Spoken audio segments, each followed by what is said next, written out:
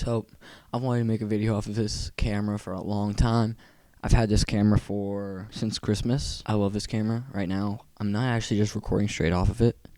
Probably losing some looks because I have it hooked up to OBS. I'm recording straight off of OBS. This is the Canon M50. I just love this camera. It's so small, compact. I'd say it's the best beginner camera. Even though I wouldn't call myself a beginner, I still love this camera. It's my favorite camera that I have. With the Mark II, which is what I have, you have a clean HDMI out, which I have going HDMI out into my capture card down here and straight onto OBS. But I'm basically just going to do a full review of this camera, what I think is good about this camera, what I don't like as much about the camera.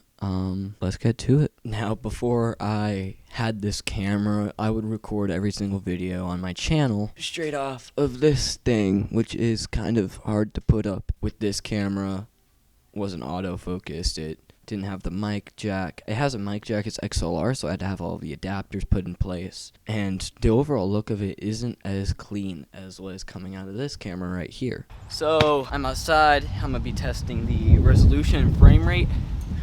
Oh wow, that this camera can do. It's a little bright out. We're gonna be testing all the frame rates. First up is 720p and 60 frames per second. That's what I'm recording at now. Let's try that out. We've moved up just a little bit. We're at 1080p at, where are we at, 30 frames per second.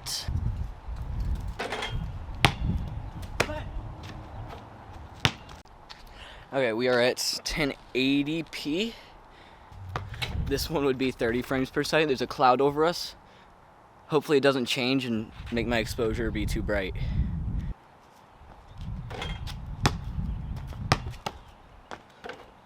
Now we're at 1080p, 60 frames per second. It's very bright out, so my ISO's at, this whole time, my ISO's been set at 100. I'm at a 3.5 because I like that shallow depth of field, but my shutter speed has been really high, between 500 and like 2000. So, yes, 1080p, 60 frames per second.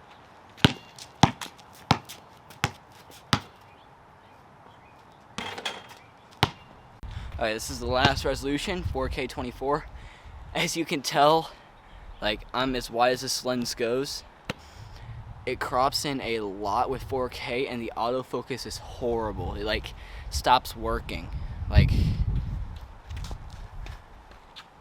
catch me. There we go. No. So, I'm gonna try to stay in frame, but this is what, I don't use 4K on this camera because of the crop. It's so big of a crop. Like, compare this to the last video. I haven't moved the camera, it's still on tripod. Oh. So this next frame rate that I'm gonna use, it doesn't allow you to use audio. 720p at 120 frames per second, so super slow-mo.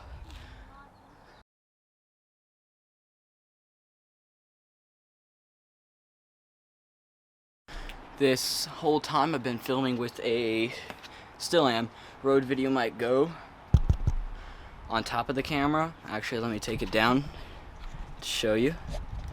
I've been filming with this thing on top of the camera. Okay, but if we ever took it out, let me show you what that audio would sound like. Okay. Microphone is out. I just unplugged it. Okay, where's my basketball? It's right here. Oh, it's right here.